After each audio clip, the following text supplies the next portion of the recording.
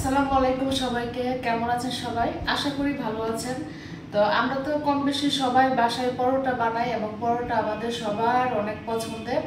তো আজকে আমি এমন একটা পরোটার রেসিপি আপনাদেরকে দেখাবো যেটা আপনারা ট্রাই করলে আপনাদেরকে সবাই জিজ্ঞেস করবে পরোটার রেসিপিটা আসলে কি। তো চলেন আজকে যে পরোটাটা বানাবো ওইটার রেসিপিটা আমরা। তো এখানে আমি ময়দা দিয়ে দিলাম 2 কাপ।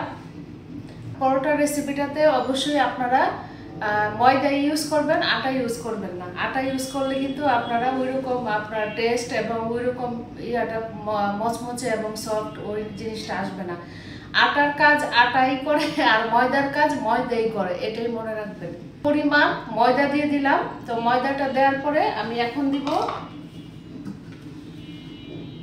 2 টেবিল চামচ পরিমাণ আপনার গুঁড়া দুধ। দেওয়ার পরে দিব গুঁড়া দুধ দেওয়ার পরে এখানে আমি দিলাম 1 টেবিল চামচ পরিমাণ চিনি, অথবা চিনিটা কম দিবেন, যাদের ডায়াবেটিস আছে চিনি স্কিপ করবেন। আপনার 3 টেবিল চামচ পরিমাণ কর্নফ্লাওয়ার দেওয়ার পরে আমি এখানে দিচ্ছি লবণ দিয়ে দিলাম এখানে 1/2 চা চামচ পরিমাণ। তো সব শুকনো উপকরণগুলো দেওয়ার পরে এভাবে হাতের মধ্যে এভাবে একটু সবকিছু একসাথে মিশিয়ে তারপরে এখানে আমি দিব আপনার তেল দিলাম হচ্ছে আপনার এখানে 2 কাপ ময়দার জন্য 2 টেবিল চামচ পরিমাণ তেল। তো দেওয়ার পরে আমি এটা আবারও তেলটা মিক্স করে নিলাম। উপকরণ সব হয়তো সেমই, কিন্তু আপনার এখানে কিছু টেকনিক আছে, ওইগুলা ফলো করলে আপনার পরোটাটা অনেক ভালো হবে এবং যেই খাবে জিজ্ঞেস করবে যে আসলে এই পরোটার রেসিপিটা কি। আমি আমার বোনের বাসায় যখন গেলাম, ওদের আবার পরোটা খুব পছন্দ। তো ওরা সব সময় ব্রাহ্মণবাড়িয়ার অনেক নামি একটা হোটেল, ওইখান থেকে পরোটা এনে খায়, তো খুব সুনাম করে। তো আমি আমার রেসিপিতে যখন পরোটা বানায় খাওয়াইলাম, ওরা বলে কি যে আহা, এই রেসিপির পরোটা যদি আমরা প্রত্যেক দিন পাইতাম। তো আমি বলি যে কি যে প্রত্যেক দিন আসলে পরোটা খাওয়া ঠিক না, তো ওদের ঠিকই পছন্দ। তো প্রত্যেক দিন আমরা পরোটা না খাইয়া রুটিটা মাঝে মাঝে আপনারা স্পেশালভাবে এটা বাসার সবার জন্য বানাইতে পারেন। ডেইলি পরোটা খাওয়া ঠিক না, ডেইলি পরোটা আমি নিজেও খাই না সত্যি কথা বলতে। তো এখানে তো আমি সব পরিমাণ সব উপকরণ সব দেখিয়ে দিলাম। এখন আমি এখানে এই যে এটা হচ্ছে আপনার একবারে ফুটন্ত গরম পানি। ওকে, এটা একবারে ফুটন্ত গরম পানি আমি দিলাম।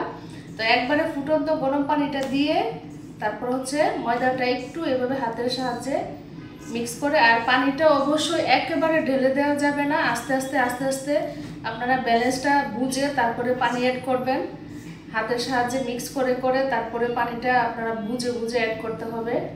একেবারে বেশি যদিও একেবারে বেশি পড়ে যায়, যারা একবারে নতুন, যদি বেশি পড়ে যায় তাহলে আর একটু ময়দা অ্যাড করে নেবেন, তারপরে ব্যালেন্স একটা চলে আসবে। তো এইভাবে অল্প অল্প পানি দিয়ে আমি একটা ডো তৈরি করে নিব। তো গরম পানিটা অ্যাড করার পরে আমি এখানে একটা ডিমের সাদা অংশ, শুধু ডিমের সাদা অংশটা দিবেন, কুসুম কিন্তু দিবেন না, তাহলে কিন্তু পরোটা একবারে হলুদ হয়ে যাবে। শুধু সাদাটা দিবেন এবং এটা সাদাটা দিবেন গরম পানি অ্যাড করার পরে। ডোটা যখন আপনারা মিক্স করার পরে আপনারা ডিমটা দিবেন, না হলে ডিমটা কিন্তু আপনার গরম পানির মধ্যে গেলে কি হবে, এটা রান্না হয়ে যাবে। তো আমি ডিমের সাদা অংশটা দিলাম, দিয়ে এখন আমি ডোটা এভাবে ঠিক এই জায়গাটা দিয়ে এভাবে মিক্স করে নিব। আর ডোর মিক্সিং যত ভালো হবে আর পরোটা তত ভালো হবে। তো ডোটা যখন মিক্সিং করার পরে আবার আমি এটা রেস্টের জন্য রেখে দিব। ডোটা মিক্সিং করার পরেও আবার ডোটা মিক্সিং হওয়ার পরে যদি মনে করেন যে একটু নরম হয়ে গিয়েছে, একটু ময়দা অ্যাড করে দিবেন। আর ডোটা মিক্স করার পরে আমি এটা 20 মিনিটের জন্য রেস্টে রেখে দিব। আর রেস্টে রাখাটাও কিন্তু অনেক জরুরি, সাথে সাথে বানাতে যাবেন না। পরোটার ডো সবসময় রেস্টে রেখে বানাইলে আপনার ক্রিস্পি হয়, তারপরে আপনার একটা তুলতুলে নরম সফট হয়।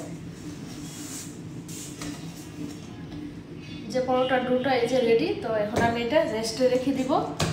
এটার উপকরণগুলো এবং মিক্সিংটাই আসল। তো এখন আমি এটা রেস্টে, আমি এখানে ভাগ করে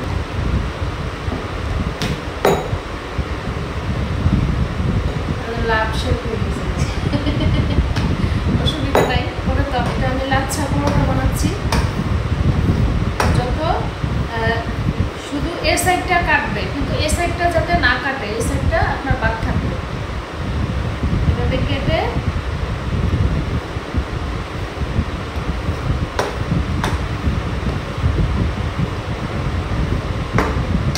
এখন আমি এটা এভাবে হাতের সাহায্যে এভাবে রোল করে করে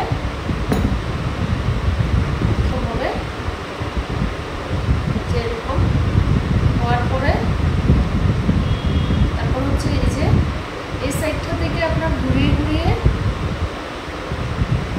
তারপরে এই সাইডটা নিয়ে তারপরে এই যে পিছন সাইডটাতে লক করে দিবেন, যে এরকম